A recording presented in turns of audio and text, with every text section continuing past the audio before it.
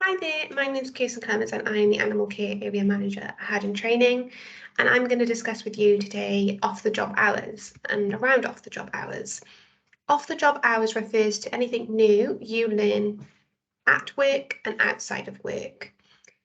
Anything new that you do learn outside of the workplace should be done within your paid working hours. So this is things like sessions with your trainer coach, time that you spend in your workbooks, time that you spend on doing wider research. I'm going to show you an example of an off-the-job log, specifically in animal care, so you have an idea of what can be included and what shouldn't be included. Some ideas that could be included for on-the-job learning is you observing an employee, an employer, your supervisor within the workplace, and you reflect and learn something from that. So that could be observing them conduct a groom on a wool mix, wire, silk breed, for example, learning how to hand strip, learning how to clean accommodation, learning how to prepare enrichment, learning how to prepare a range of food, whether that's fresh fruit, dry, raw, wet food, for example, learning how to conduct training sessions. The list is endless within the workplace.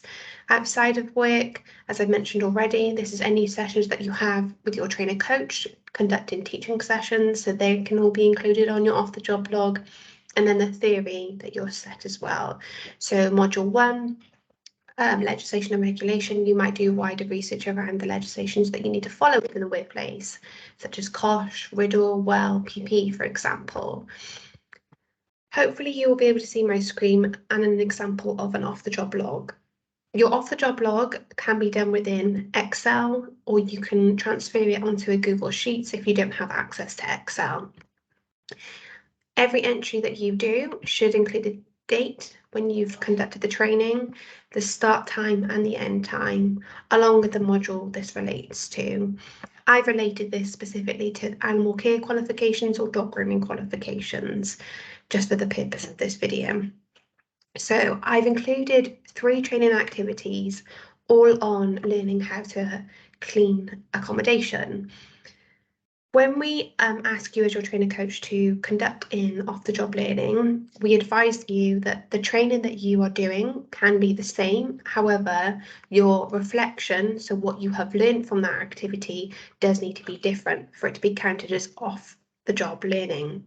So you'll see the first entry of learning how to clean accommodation. It discusses that the individuals learn how to correctly clean a catio in the workplace by observing an employer. The second entry is them conducting the actual cleaning themselves and learning areas they needed to develop. So it could be that they didn't clean bowls correctly, they didn't provide enough enrichment. And then the last entry is them being signed off, being able to actually clean the accommodation up to industry standard.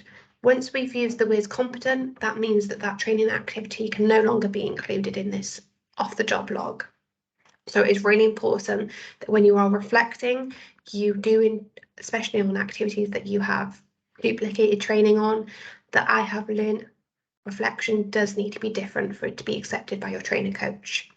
I've gone on to another example, specifically in dog grooming, just so we have a couple of examples to go over. So I have a Bichon Frise, which is a wool breed. And the first entry is that the individual has learned how to groom by observing their employer. The second one is they learn how to bathe the Bichon Frise. And then the third is drying. Then the fourth entry is actually learning how to conduct a round head shape, and then being signed off. So you can see that we've added in the Bichon Frise 5 times into the actual training activity, but that I have learned has been different every time, and that's really important. I haven't included any start times and end times or the actual training activity, so this would be rejected by my trainer coach because this all needs to be filled in. The plus of the Excel spreadsheet is that it automatically adds the hours that you've done right at the bottom here.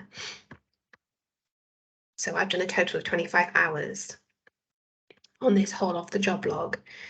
When you are doing entries between months, you need to total the off-the-job learning that you have done between the last time you uploaded your off-the-job log and then the next entry, the last entry that you're submitting, not the whole of the job log.